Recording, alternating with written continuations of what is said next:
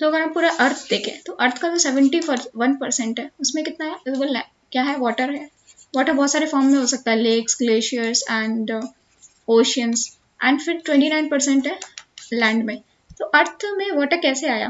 बोलते हैं कि पहले अर्थ पे वॉल्केनोज है बहुत सारे, वॉल्केनो से बहुत सारी गैस निकली, CO2, H2 एंड SO2। तो जब H2 निकला तो वहां से गया, ये बादल बना, वहां से पानी आया, तो ऐसे अर्थ पे पानी आया। और एक और बोलते हैं कि कॉमेट से भी पानी आया, तो कॉमेट जब अर्थ से टकराए तो वहां से भी कुछ पानी आया। फिर अगर हम एवरेज डेप्थ देखें अगर ओशंस की, तो ओशंस की एवरेज डेप्थ होती है 3800 मीटर। वही एवरेज डेप्थ जो लिथोस्फीयर की वो सिर्फ है 840 मीटर। तो इसमें अराउंड 3000 मीटर ऐड करो तब हमारा एवरेज डेप्थ आएगी किसकी, ओशन की। एंड एवरेज डेप्थ जो हमारी लिथोस्फीयर की है वो है 840 मीटर। हमारी 5 मेजर ओशियंस हैं। इधर हमारी सबसे डीपेस्ट है सदर्न ओशियन, फिर है पैसिफिक ओशियन, फिर है इंडियन ओशियन, फिर अटलांटिक ओशियन एंड सबसे कम डीप है हमारी आर्कटिक ओशियन। तो आर्कटिक ओशियन का जो डेप्थ है 1.2 kilometre and that of southern ocean is 5 kilometre and Pacific ocean की 4 किलोमीटर। लेकिन deepest point Pacific ocean, overall ocean की बात करें तो southern ocean is the deepest ocean. तो deepest ocean is southern ocean is the deepest ocean. तो हम ocean को मैप कैसे करते हैं? तो ये हमारा ओशन है, ओशन फ्लोर पे हम एक शिप ले जाते हैं, सुनार टेक्निक का यूज़ करते हैं। सुनार टेक्निक से हम मैप करते हैं। तो हम स्वाथ बैथीमेट्री का यूज़ करते हैं। सिर्फ एक हम लेयर नहीं भेजते, बहुत सारे लेयर्स भेजते हैं, बहुत सारे रेज भेजते हैं, उससे हम पूरा एरिया पता लगाते हैं कि ओशन फ्लोर में कैसा एरिया है। तो इसे हम बोलते हैं सुनार टेक्निक का यूज़ करके हम पता लगाते हैं, स्टडी करते हैं सी फ्लोर का, क्योंकि इतना अंदर जाना पॉसिबल नहीं है। साउंड वेव्स की स्पीड होता है 330 मीटर्स पर सेकेंड एंड फॉर्मूला था speed equal to distance upon time. तो जितने टाइम में वापस आती है उससे हम इससे, और स्पीड हमें पता है साउंड वेव्स की, साउंड वेव्स भेजते हैं तो हम टाइम डिस्टेंस निकाल लेते हैं कि कितना नीचे है। तो दो टाइप की मार्जिन होते हैं, पैसिव कॉन्टिनेंटल मार्जिन होता है, फिर एक होता है एक्टिव कॉन्टिनेंटल मार्जिन। तो पैसिव होता है कि जहाँ पे पहले होता है कॉन्टिनेंटल शेल्फ, फिर कॉन्टिनेंटल स्लोप, फिर होता है कॉन्टिनेंटल राइज, फिर होता है अबैसल प्लेन। तो कॉन्टिनेंटल शेल्फ होता है, फिर कॉन्टिनेंटल स्लोप, फिर ये होता है कॉन्टिनेंटल राइज। यहाँ पे थोड़ा गिर के सामान थोड़ा कुछ चीज़ें इकट्ठी हो जाती है तो इसे कॉन्टिनेंटल राइज बोलते हैं, तो ये थोड़ा उठा हुआ होता है। फिर होता है अबैसल प्लेन, तो ये काफ़ी फ्लैट पोर्शन होता है ओशन का। तो ये होता है cohesive continental. Active continental margin में एक जो है, एक जो हैवियर प्लेट है वो सब्डक्ट होती है लाइटर प्लेट के अंदर, एंड यहाँ पे एक डीप ट्रेंच बनती है कहाँ पे, एक्टिव कॉन्टिनेंटल मार्जिन पे।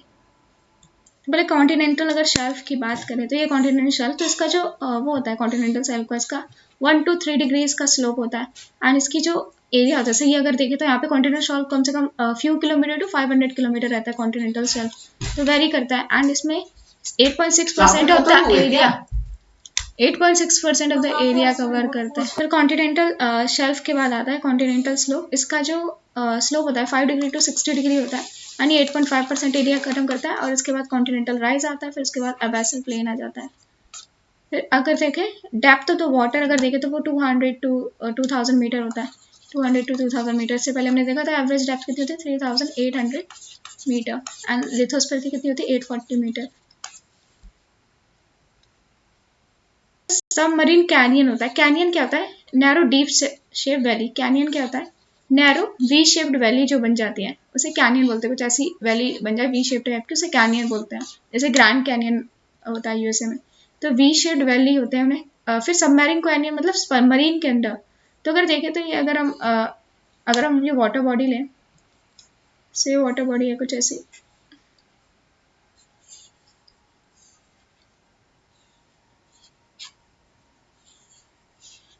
तो फिर अब वाटर बॉडी में ये कॉन्टिनेंटल शेल्फ है, तो यहाँ पे जो डिपॉजिट्स होते हैं वो इसको इरोड करते जाते हैं एंड वी शेप्ड वैली बनाते हैं, तो इसे बोलते हैं सबमरीन कैनियन। फिर कॉन्टिनेंटल स्लोप आता है, फिर कॉन्टिनेंटल राइज, तो ये बनाता है सबमरीन कैनियन। और फिर इसके बाद एक अबैसल फैन बनता है, सारा डिपॉजिट होता जाता है एंड ये तो वी शेप्ड वैली बन गई है अराउंड, एंड यहाँ पे सब कुछ डिपॉजिट हो जाता है, इसे अबैसल फैन बोलते हैं। अबैसल मतलब बहुत ही डेप्थ में कोई चीज़ होता है, इसे बोलते हैं अबैसल फैन। तो ये बनती है सबमरीन कैनियन। कॉन्टिनेंटल शेल्फ देख लिया, कॉन्टिनेंटल स्लोप देख लिया, फिर कॉन्टिनेंटल राइज होता है। कॉन्टिनेंटल राइज में जो भी चीज़ होती है डिपॉजिट होकर यहाँ पे डिपॉजिट होती रहती है, तो उसका जो 4.5 डिग्री इसका कुछ इसका क्या होता है, इसका जो एंगल होता है 4.5 डिग्री होता है।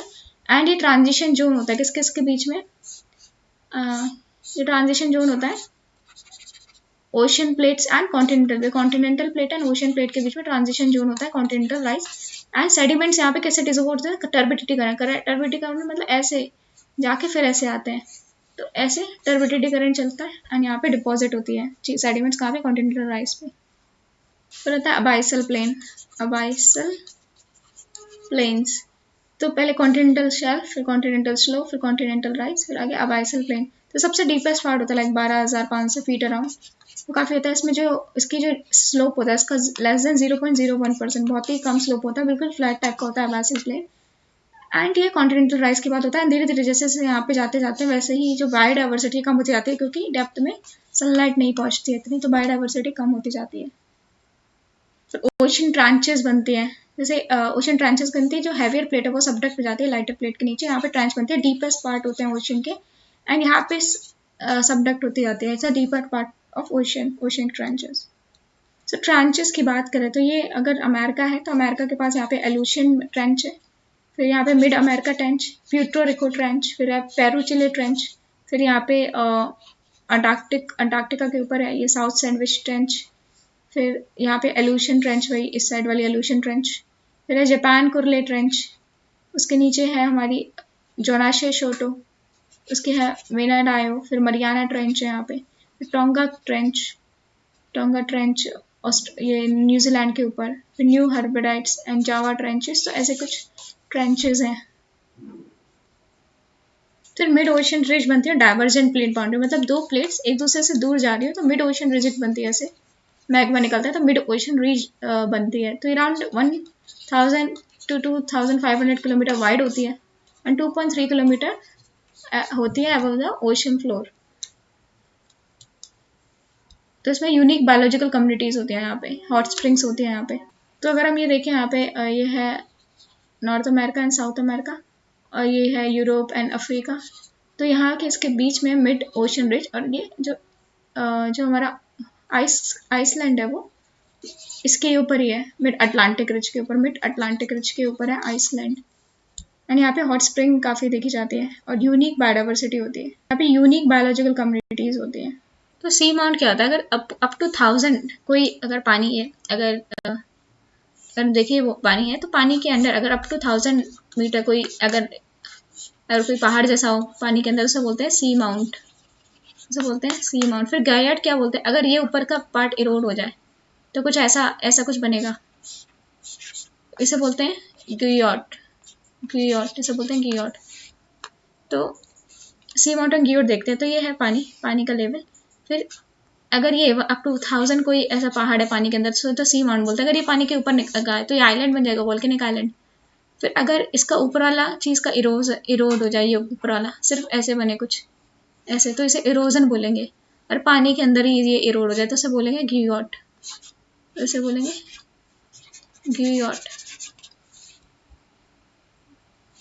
तो सी माउंट होता है पानी के अंदर पहाड़, और ये इसका अगर ये इरोड हो जाए तो ये कुछ ऐसा हो जाएगा, तो इसे बोलते हैं गियोट।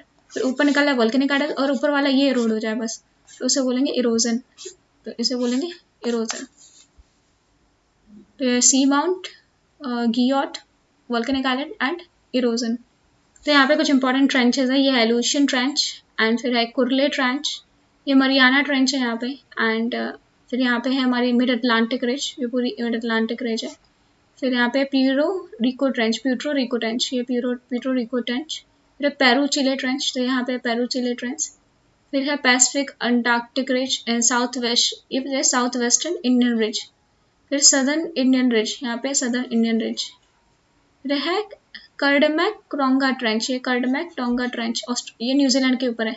कर्डमैक टोंगा ट्रेंच ऑस्ट्रेलिया के ईस्ट में न्यूजीलैंड के ऊपर है, ये है कर्डमैक टोंगा ट्रेंच, कर्डमैक टोंगा ट्रेंच। फिर ये फिलीपाइंस ट्रेंच है, रियूकू ट्रेंच है यहाँ पे, रियूकू ट्रेंच। फिर मिड इंडियन रिज, यहाँ पे मिड इंडियन रिज है, एंड ये है southern Indian ridge. And Kermadec Tonga trench ये ऑस्ट्रेलिया न्यूजीलैंड के ऊपर है, ऑस्ट्रेलिया के ईस्ट में। तो न्यूजीलैंड के ऊपर है कर्डमैक ट्रेंच, यहाँ मरियाना ट्रेंच है फिलीपाइंस के ईस्ट में, मरियाना ट्रेंच यानी कर्डमैक ट्रेंच। सो अगर डीपेस्ट ट्रेंच की बात करें तो यहाँ पे डीपेस्ट पॉइंट है मरियाना ट्रेंच, सेकंड है टोंगा। तो टोंगा है ये कर्डमैक ट्रेंच के ऊपर है एंड ऑस्ट्रेलिया की इधर इस साइड है। फिर है थर्ड है फिलीपाइंस ट्रेंच। तो फर्स्ट है मरियाना, सेकंड है टोंगा एंड थर्ड है Philippines. Mariana, tonga, Philippines, Mariana, tonga, Philippines. इसमें डीपेस्ट पार्ट है challenger deep, Challenger deep. Deepest part है 11 किलोमीटर का, अराउंड 11 किलोमीटर। टोंगा ट्रेंच का डीपेस्ट पॉइंट है horizon deep, horizon deep. Southern hemisphere में डीपेस्ट ट्रेंच है tonga trench, second deepest trench है and इसका डीपेस्ट पॉइंट है horizon deep. Third deepest trench है Philippines trench, Philippines trench. And deepest point का नाम है Galathea depth, Galathea depth, Galathea depth. तो other major trenches Philippine sea में देखें तो Manila trench, east Luzon trench, Negros trench, Sulu trench and Cotabato trench. तो ये सारे किसमें, ये फिलीपाइंस में ट्रेंचेस हैं, फिलीपाइन सी में। यहाँ पे कुर्ली कामचटका ट्रेंच, कुर्ली कामचटका ट्रेंच। फिर है कर्डमैक ट्रेंच, ये न्यूजीलैंड के ऊपर है, कर्डमैक ट्रेंच न्यूजीलैंड के ऊपर। एंड टोंगा ट्रेंच के नीचे है कर्डमैक ट्रेंच। से जापान ट्रेंच के जस्ट नीचे है Izu Ogasawara trench, Izu Ogasawara trench, just Japan trench. और कुर्ली कामचटका ट्रेंच, फिर जापान ट्रेंच उसके नीचे है इजू ओगसवारा ट्रेंच। वैसे क्वेश्चन में इजू ओक्सवारा ट्रेंच, इजू ओक्सवारा ट्रेंच को इजू बोनिन ट्रेंच भी बोलते हैं, इजू बोनिन ट्रेंच। यहाँ पे पोर्टो रिको ट्रेंच एंड ये Peru Chile trench, South Sandwich trench, Puerto Rico, Peru Chile and South Sandwich. Atlantic ocean में डीपेस्ट पॉइंट है पोर्टो रिको ट्रेंच में, पोर्टो रिको ट्रेंच ये डीपेस्ट पॉइंट है अटलांटिक रीजन, अटलांटिक ओशन में Puerto Rico trench. South Sandwich trench का deepest point है Meteor Deep, Meteor Deep, south west Sandwich Meteor Deep. Peru Chile trench को Atacama trench भी बोलते हैं, अटाकामा ट्रेंच। इंपॉर्टेंट ट्रेंचेस है Mariana, Maria, scare, challenge, nervous, आर्मटोनिक। Mariana, स्करोवा deep, Challenger deep, Nero deep, Kermadec and Tonga. So water का अगर movement देखें तो एक होता है हॉरिजेंटल मूवमेंट, एक होता है वर्टिकल मूवमेंट। हॉरिजेंटल मूवमेंट में आते हैं वेव्स एंड फिर आते हैं करंट्स। तो हॉरिजेंटल मूवमेंट्स में आता है waves and currents and vertical movements में होते हैं types and upwelling. Vertical movement तो horizontal movement water waves and currents and vertical movement पे tides and upwelling. So ocean wave क्या होता है, रिदमिक मूवमेंट होता है वेव्स का, जो क्या कैरी करता है, एनर्जी, एनर्जी कैरी करता है थ्रू मैटर और स्पेस।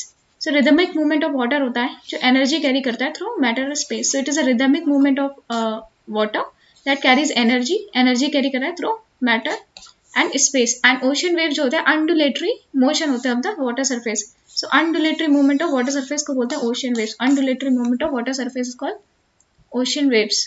तो वेव्स के अगर पार्ट देखें तो अगर ये बात करें, ये एक वेव है ऐसे, तो ये है ए पॉइंट एंड ये है बी पॉइंट। तो एक, तो फिर क्रेस्ट क्या होता है, क्रेस्ट होता है highest part of the wave, इसे बोलते हैं, ए पॉइंट है इसे क्रेस्ट बोलेंगे, ये भी क्रेस्ट है। फिर lowest part of the wave, तो ये लोएस्ट पार्ट है, इसे ट्रफ बोलेंगे, तो लोएस्ट पार्ट ऑफ वेव को ट्रफ बोलेंगे। And two distant adjacent crest को बोलते हैं, ये बोलते हैं इसको वेवलेंथ। तो ये वेवलेंथ हो गई, या टू एडजेसेंट ट्रफ को भी वेवलेंथ बोलते हैं। इन दोनों के बीच में डिस्टेंस, या दो क्रेस्ट के बीच में डिस्टेंस, या दो ट्रफ के बीच में डिस्टेंस। फिर वेवलेंथ क्या होते हैं कि distance between two adjacent crust, ये वेवलेंथ होगी। Wave height, lowest point and highest point, जैसे इस पॉइंट के बीच में डिस्टेंस कितनी है इसको बोलेंगे वेव हाइट, एंड इसे बोलते हैं वेव हाइट। एंड फ्रिक्वेंसी क्या होता है, जैसे ये हमने वेव ली, तो ये ए है, ये बी है, तो वेव फ्रिक्वेंसी होगी कितनी वेव्स एक साइकिल कंप्लीट कर लेंगी, एक सेकेंड में, पर सेकेंड में कितनी साइकिल कंप्लीट कर लेंगे। The complete waves that occur in a given period of time. And amplitude क्या होता है, जो वेव हाइट हुई, लाइक ट्रफ और क्रस्ट के बीच में डिस्टेंस, उसका हाफ को बोलते हैं एम्पलीट्यूड। तो वेव हाइट के हाफ को बोलते हैं एम्पलीट्यूड, तो वेव हाइट को हाफ को बोलते हैं एम्पलीट्यूड। एंड वेव पीरियड क्या होता है कि कितने टाइम चाहिए ए से बी में पहुंचने के लिए, लाइक वेवलेंथ को कवर करने के लिए कितना टाइम चाहिए एक वेव को, उसे बोलते हैं टाइम पीरियड। वेवलेंथ को कवर करने के लिए कितना टाइम चाहिए। वेव्स जनरेट क्यों होती है, रीजन क्या है वेव्स जनने का, तो ये विंड जनरेटेड होती है, विंड रीजन होता है। लेकिन सुनामी का रीजन विंड नहीं होता है कभी, तो वेव्स का रीजन जनरेट होने का होता है विंड। तो जैसे ये वेव जा रही है, तो वेव किसके डायरेक्शन में जा रही है, ये वेव, ये एक विंड जा रही है, विंड इसको, ये वाटर को पाइल अप करेगी, फिर ये पानी नीचे भी आएगा अंडर द ग्रेविटी के इन्फ्लुएंस में। तो जब विंड वेलोसिटी बढ़ती है तो वेवलेंथ बढ़ती है, वेवलेंथ बढ़ेगी क्योंकि ज़्यादा पाइप होगा और ज़्यादा दूर तक जाएगा, तो वेवलेंथ बढ़ेगी, हाइट भी बढ़ती है, ज़्यादा पाइल होगा हाइट बढ़ेगी। एंड वेवलेंथ बढ़ती है, हाइट भी बढ़ती है, पीरियड भी बढ़ता है। तो वेवलेंथ, पीरियड एंड हाइट, तीनों चीज़ें बढ़ती हैं जब क्या बढ़ता है, जब वेलोसिटी बढ़ती है। तो वेवलेंथ, पीरियड एंड हाइट तीनों चीज़ें बढ़ती हैं जब विंड वेलोसिटी बढ़ती है। सो वेव जो पार्टिकल होते हैं, जैसे वेव जा रही है तो जो पार्टिकल होते हैं वो सर्कुलर मोशन पे मूव करते रहते हैं। सर्कल छोटा होता जाता है नीचे जाते जाते एंड वो एक ही पॉइंट पे पार्टिकल्स मूव करते रहते हैं वेव में। तो जो वाटर मॉलिक्यूल्स है वो ऑर्बिटल मोशन में मूव कर रहे हैं। एज अ वेव पास हो रही है वैसे ही ऑर्बिटल मोशन में मूव कर रहे हैं। एंड जितनी नीचे नीचे जा रहे हैं ऑर्बिटल मोशन में पार्टिकल्स, वो उतने ही छोटे छोटे होते हैं नीचे नीचे आके, मतलब वेव्स का जो विंड का जो अब वो होता है इफेक्ट, वो कम होता जाता है नीचे जाते हैं। तो ये अगर ये हम देखें, ये लैंड है, तो ये लैंड है। अगर जैसे ये पूरा लैंड है तो वेव आ रही है, तो वेव जब यहाँ पे आएगी तो ऐसे कुछ रिसीड करेगी, क्योंकि यहाँ से फ्रिक्शन मिल रहा होता है। यहाँ पे तो जो वेव पैटर्न होता है वो सर्कुलर होता है, धीरे धीरे कम होता जाता है। यहाँ पे थोड़ा और इलिप्टिकल बनता है, यहाँ पे बहुत इलिप्टिकल बनता है। तो ये धीरे धीरे जो सर्कुलर पैटर्न होता है वेव का वो इलिप्टिकल होता जाता है। और यहाँ से फ्रिक्शन मिलता है क्योंकि यहाँ पे लैंड है, तो लैंड से फ्रिक्शन मिलता है। तो ये वैसे विंड तो इसे आगे की तरफ ले जा रही है, लेकिन जो लैंड का सरफेस है वो फ्रिक्शन दे रहा है इसको पीछे की तरफ से। तो फ्रिक्शन की वजह से ये एकदम बैक वॉश होता है किसका, वेव का। तो इसे बोलते हैं बैक वॉश।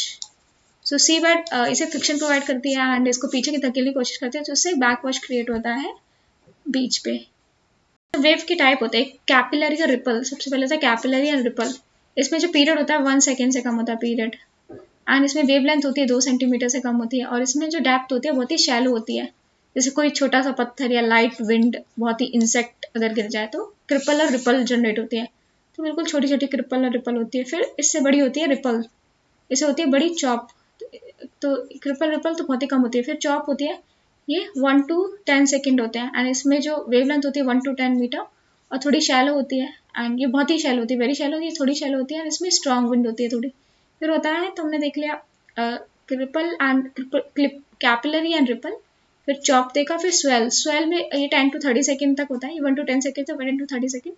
इसकी जो वेवलेंथ होती है 100 मीटर एंड इसकी जो डेप्थ ऑफ इन्फ्लुएंस होता है हाफ ऑफ द वेवलेंथ, मतलब 50 मीटर होती है अराउंड। एंड इसमें स्टॉर्म्स आते हैं, तब आती है स्वेल। तो हमने देखा क्रिपल, कैपिलरी एंड रिपल, फिर आता है चॉप, फिर स्वेल, फिर उसके बाद आता है सुनामी। सुनामी से 590 मिनट, तो ये चॉप होता है। फिर आता है हमारा स्वेल, स्वेल के बाद सुनामी। सुनामी बहुत बड़ी होती है, तो 5 to 90 मिनट्स, 20 to 300 किलोमीटर इसकी वेवलेंथ होती है। और इसकी जो डेप्थ होती है बॉटम तक जाती है। क्यों होता है, अर्थक्वेक, लैंडस्लाइड हो गई, वॉल्केनो हो गए, अर्थक्वेक, कुछ कोई भी रीजन हो सकता है सुनामी का, जैसे वाटर लेवल डिस्टर्ब हो जाए। तो वेव एक्शन से क्या होता है, वेव एक्शन से डिपोजिशनल एंड इरोजनल लैंडफॉर्म्स बनते हैं। वेव एक्शन से डिपोजिशन एंड इरोजनल लैंडफॉर्म्स बनते हैं। तो जैसे ये है बीच है, यहाँ से विंड्स आ रही है, तो वेव्स आ रही है, तो वेव इसको इरोड करेंगे इस वाले पोर्शन को और यहाँ पे डिपोज करती जाएंगी, यहाँ पे डिपॉजिट करती जाएंगी। तो ऐसे लैंडफॉर्म्स बनाते हैं। तो वेव लैंडफॉर्म्स है, यहाँ से वेव आएंगे, इरोड करेंगे, इरोड करके इस जगह डिपॉजिट करती जाएंगे, बीच बना देंगे यहाँ पे। तो यहाँ पे बीच क्रिएट कर देंगे एंड यहाँ पे ये इरोड करती जाएंगी, इरोजनल क्लिफ बना देंगे यहाँ पे। तो टाइड क्या होती है, rise and fall of sea level को टाइड बोलते हैं। कभी जो सी लेवल है बहुत कम हो रहा है, बढ़ रहा है, कभी कम हो रहा है, तो इसे बोलते हैं टाइड, राइज एंड फॉल। तो ये वर्टिकल मूवमेंट में आता है टाइड। क्यों हो रहा है, क्योंकि because of gravitational move exerted by gravitational force. कौन एक्सर्ट करता है, तो ये सन, ये है अर्थ एंड मून। तो इनकी वजह से ग्रेविटेशनल फोर्स लगता है, उसकी वजह से टाइड्स आते हैं। एंड क्या टाइम होगा, कितने बजे टाइड आएगी, क्या एम्पलीट्यूड होगा, कितनी हाइट होगी, एम्पलीट्यूड क्या होगा, तो ये डिपेंड करता है अलाइनमेंट कैसा है सन, मून और अर्थ का। अर्थ ये सन है, अगर मून का अलाइनमेंट क्या है, कि मून यहाँ पे है या यहाँ पे है, तो अलाइनमेंट पे डिपेंड करता है। टाइम एंड अलाइनमेंट पे डिपेंड करता है सन, अर्थ, मून के। तो एक तो टाइम एंड एम्पलीट्यूड डिपेंड कर रहा है alignment of sun, earth and moon. And फिर कोस्ट लाइन का जैसे शेप कैसे, जैसे इंडिया में ये है गल्फ ऑफ कच्छ, ये है गल्फ ऑफ खंबात। तो सबसे ज़्यादा हाई टाइड यहाँ आती है क्योंकि यहाँ पे coast line, shape of coast line बहुत नैरो है और नियर शोर बाथिमेट्री की वजह से ये होता है, ये डिटरमाइन करता है टाइम एंड एम्पलीट्यूड क्या होगा। तो अगर ये देखें, ये मीन सी लेवल है, मीन सी लेवल। तो हाई टाइड में क्या होगा, एक फ्लड टाइड आने लगेगी, फ्लड टाइड आएगी और फिर हाईएस्ट जो लेवल होगा हाई टाइड रीच हो जाएगी। फिर उसके बाद एप टाइड आएगी, एप टाइड मतलब हाई साइड पॉइंट से लो पॉइंट आने लगेगी एप टाइड, और लोएस्ट पॉइंट पहुंच जाएगी तो उसे बोलते हैं लो टाइड। तो जब ऊपर जाता है उसे बोलते हैं फ्लड टाइड, और जब नीचे आता है पानी तो उसे बोलते हैं एप टाइड। तो पहले फ्लड टाइड आती है तो मीन सी लेवल है, तो पहले फ्लड टाइड आएगी, तो फ्लड टाइड से ही ऊपर जाएगा, फ्लड टाइड के बाद हाई टाइड, हाई टाइड के बाद एप टाइड, एप टाइड से पानी नीचे आएगा, मेन सी लेवल से भी नीचे आएगा और सबसे लोएस्ट पॉइंट पे पहुंच जाएगा एप टाइड के बाद, फिर वो आ जाएगा लो टाइड पे। तो ये होता है, तो लोएस्ट पॉइंट जब पहुंच जाता है तो उसे बोलते हैं लो टाइड। तो जब ये मेन सी लेवल से ये जा रहा है high tide, like flood tide हो रहा है, हाई टाइड से नीचे आ रहा है लो टाइड, पानी नीचे आ रहा है यानी एप टाइड बन रहा है। तो ये जो पूरा जोन होता है इसे बोलते हैं inter tidal zone. Inter tidal zone पूरा दिखने लग रहा है जब लो टाइड आता है, इंटर टाइडल जोन। तो अगर देखें ये बीच टाइप का है, तो लो टाइड में इतना पानी आ रहा है, लो टाइड, फिर हाई टाइड में पानी बढ़ते बढ़ते इतना हो जा रहा है कि यहाँ पे फ्लड टाइड आ रहा है, फिर यहाँ पे एप टाइड आ रहा है, मीन सी लेवल, यहाँ पे मीन सी लेवल है अराउंड, ये हाई टाइड लाइन है, ये लो टाइड लाइन है। तो टाइड दो रीजन की वजह से आ रही है, एक तो मून एंड सन का जो ग्रेविटेशनल पुल है उसकी वजह से, और हमारा अर्थ रोटेट कर रहा है उससे एक सेंट्रीपिटल फोर्स भी जनरेट होता है, उसकी वजह से टाइड जनरेट हो रही है। तो अगर ये है सन, ये है मून एंड ये है अर्थ, तो किसका ग्रेविटेशनल पुल ज़्यादा है? तो अगर देखें सन का जितना ग्रेविटेशनल पुल है मून का उसका डबल है, मतलब मून का जो ग्रेविटेशनल पुल है वो सन से ज़्यादा है। तो मून का ग्रेविटेशनल पुल सन से ज़्यादा है, क्यों? एक तो सन इतना ज़्यादा बड़ा है, सन का मास वो है 10 million times more massive than moon, लेकिन जो डिस्टेंस है अर्थ की वो अराउंड 390 टाइम्स दूर है सन अर्थ से as compare to the moon. तो मून का जो ग्रेविटेशनल पुल है वो 2 टाइम्स होता है अर्थ पे, क्योंकि वो पास में है। एंड तो इसलिए मून का जो ग्रेविटेशन पूरा डबल है दैट ऑफ अ सन। एक बार में अर्थ पे दो जगह क्यों आता है? क्योंकि ये अर्थ है सपोज मान लो, तो यहाँ पे ग्रेविटेशन पुल की वजह से यहाँ पे बल्ज क्रिएट होगा, तो अब बैलेंस करने के लिए अपोजिट साइड में भी बल्ज क्रिएट होगा, तो अर्थ पे एक बार यहाँ पे भी टाइड आएगा, यहाँ पे भी आएगा, क्योंकि ग्रेविटेशनल पुल को बैलेंस करने के लिए दो टाइड आएंगे। ये किसकी वजह से हुआ है? बिकॉज ऑफ सेंट्रीफ्यूगल फोर्स, कि जब एक फोर्स हम इधर की तरह लगा रहे सेंट्रीपिटल, उसको बैलेंस करने के लिए सेंट्रीफ्यूगल फोर्स बाहर लगता है, तो इसलिए दो टाइप्स आते हैं नीचे।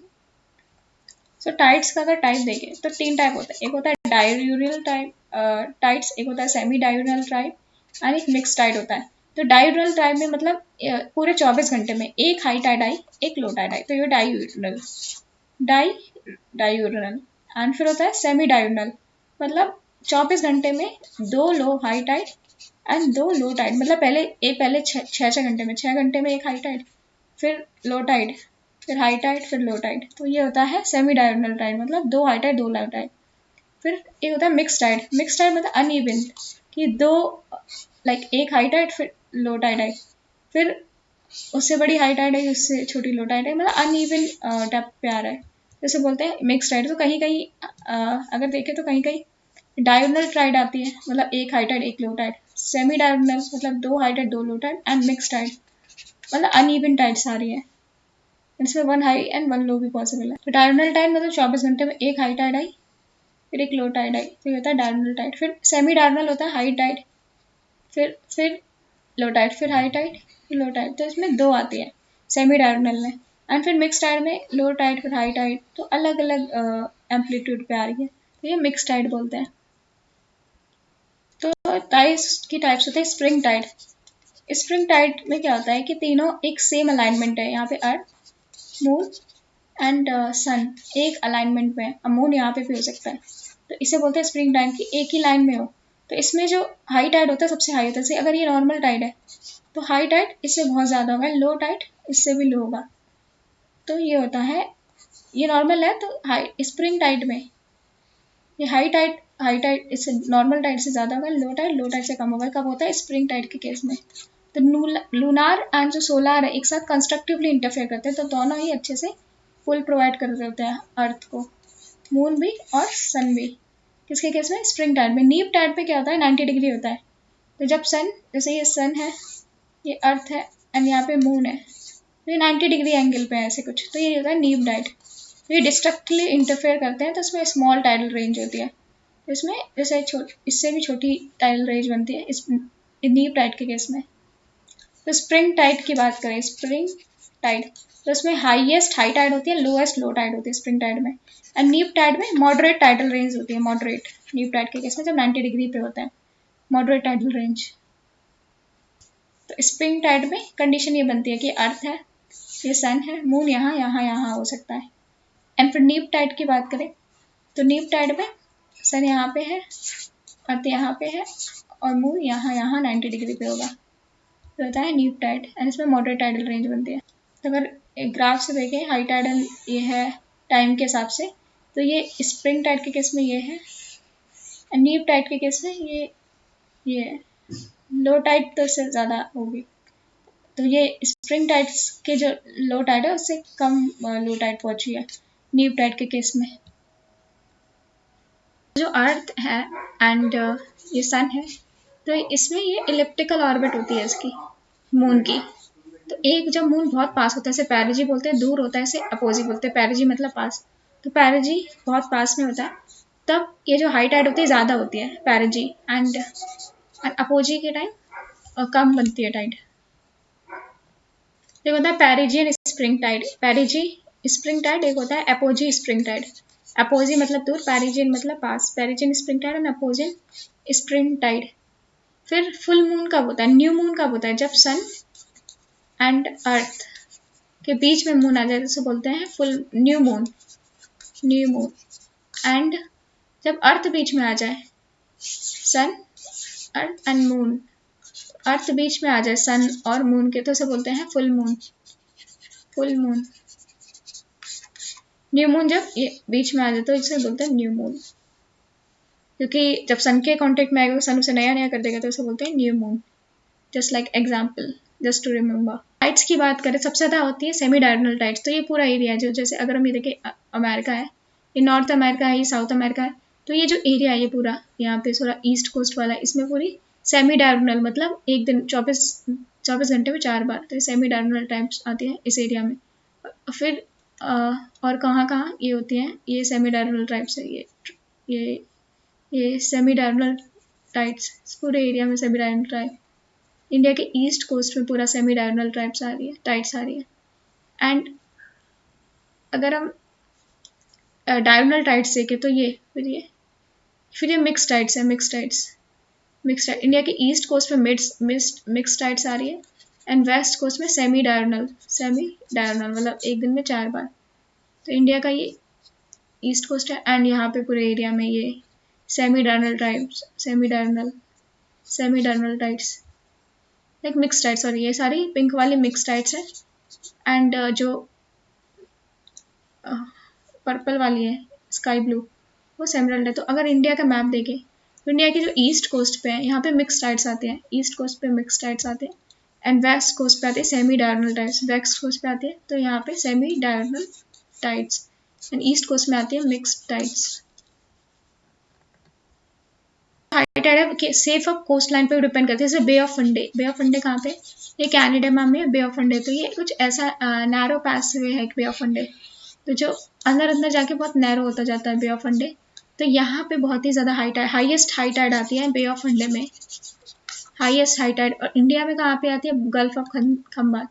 तो ये है, तो ये gulf of Kutch, gulf of Khambhat, highest high tide यहाँ पे आती है। लेकिन वर्ल्ड में देखें तो आती है बे ऑफ फंडे में, वर्ल्ड का largest tidal range bay of Fundy, world का लार्जेस्ट टाइड है बे ऑफ फंडे। तो इंडिया में फर्स्ट टाइडल रेंज प्लांट कहाँ पे लगा, ये फ्रांस में लगा है, La Rance tidal power plant in Saint Malo France, La Rance tidal power plant in Saint Malo France में लगा है फर्स्ट टाइडल प्लांट।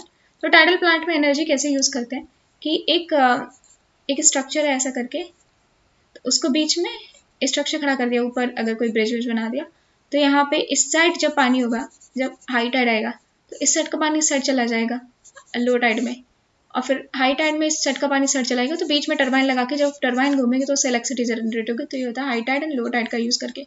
और हाई टाइड लो टाइड का यूज़ करके कई बार सिल्टेशन क्रिएट हो जाता है, तो पानी ज़्यादा चाहिए होता है अगर शिप को अंदर आना है, कोस्ट के अंदर, तो हाई टाइड का कभी कभी यूज़ करती है शिप नेविगेशन के लिए, अंदर आने के लिए कोस्ट के पास। इंडिया में टाइडल प्रोजेक्ट है एक कांडला में, गुजरात में, इसी का टाइडल एनर्जी के लिए, लेकिन वो एक पायलट प्रोजेक्ट है, पायलट प्रोजेक्ट। तो कौन कौन से फैक्टर टाइड्स को अफेक्ट करते हैं? एक तो ये है कि लोकेशन क्या है सन की, स्ट्रेट लाइन में है या राइट एंगल में है, तो वो डिपेंड करती है। ऊपर से किस डिस्टेंस क्या है, डिस्टेंस भी वेरी करती है। जैसे एक होता है पेरिजी अपोजी, और पेरिजी अपोजी मतलब ये अर्थ है, तो अर्थ से मून कितना दूर है इलिप्टिकल ऑर्बिट में, तो ये अर्थ है, तो ये इलिप्टिकल ऑर्बिट है, तो ये पेरिजी होगी, तो यहाँ पे मून होगा तो इसे पेरिजी बोलेंगे, यहाँ पे मून होगा तो इसे अपोजी बोलेंगे। तो सेम केस होता है सन के केस में, अर्थ है एंड मून तो है ही इसके पास, और फिर सन, सन की भी जो ऑर्बिट है, जो सन अगर ये सॉरी ये सन है, ये मून है, ये मून अर्थ ऐसे चक्कर लगा रहा है सन का, ये मून है, ये सन अर्थ है, सॉरी अर्थ ऐसे चक्कर लगा रहा है, तो यहाँ पे भी जो क्लोजेस्ट पॉइंट बोलते हैं उसे बोलते हैं पेरीहीलियन, पेरीहीलियन और फादर स्पोर्ट्स को बोलते हैं एपीलियन। जब पेरीहीलियन होती है तब ज़्यादा बड़ी स्प्रिंग टाइड होती है। फिर एडवांटेजेस क्या है टाइड्स की? एक तो टाइडल पावर जनरेट कर सकते हैं, टाइडल पावर, फिश कैच अच्छा होता है, फिश अच्छी कैच होती है। फिर डीसिल्टेशन हो जाता है रिवर माउथ का डीसिल्टेशन। फिर इंक्रीज इम्पेटस होता है, तो जो शिप्स यूज़ करते हैं टाइडल्स को, टाइडल इसको। फिर जो फैक्ट्स हैं, तो जब मून का जो भी ग्रेविटेशनल पुल होता है वो अर्थ डबल है एज कम्पेयर टू सन, क्योंकि डिस्टेंस दूर है। फिर कोस्टल एरिया में क्या होता है? कोस्टल एरिया में 2 high tide and 2 low tide आते हैं, मतलब डायगोनल टाइड्स आते हैं कोस्टल एरिया में। और अगर हम इनक्लोज वाटर बॉडीज देखें तो वहाँ पे 1 high tide and 1 low tide as per call diurnal tide आती है। तो डाईयूरनल टाइड्स कहाँ पे आती है? ये आती है इनक्लोज वाटर बॉडीज में। कोस्टल एरियाज में आती है सेमी डायगोनल टाइड्स। तो अगर अगर हम ये देखें तो जो कोस्टल एरिया है, कोस्टल एरिया पे आती है सेमी डायगोनल टाइड, मतलब 2 high tide and 2 low tide. लेकिन कोई अगर बॉडी ऑफ वाटर इनक्लोज है पानी के अंदर, तो इसमें डायगोनल टाइप आती है, मतलब 1 high tide and 1 low tide. And regular interval कितना होता है? 2 हाई टाइड 12 घंटे एंड 25 मिनट्स। वैसे 12 घंटे होना चाहिए, 25 मिनट्स कहाँ से आते हैं? क्योंकि जब अर्थ मूव कर रहा होता है तो उस टाइम मून भी कुछ ना कुछ मूव कर जाता है, उसकी वजह से 25 मिनट एक्स्ट्रा आता है 2 टाइड। अगले दिन वो 51 मिनट लेट हो जाता है, तो एक दिन मतलब 24 घंटे हो गए, तो 25 प्लस 21 मतलब 50, तो कुछ 51 मिनट लेट हो जाता है हर दिन, बिकॉज मून भी सेट करता है, राइज करता है। एंड हाईएस्ट जब हाईएस्ट स्प्रिंग टाइड कब होती है? जब मून अर्थ के क्लोजेस्ट हो, तो हाई स्प्रिंग टाइड्स होती है पेरिजी के केस में। ये अर्थ है एंड ये इलिप्टिकल ऑर्बिट, तो यहाँ पे जब मून होगा पेरिजी के केस में, तब हाईएस्ट स्प्रिंग टाइड आएगी।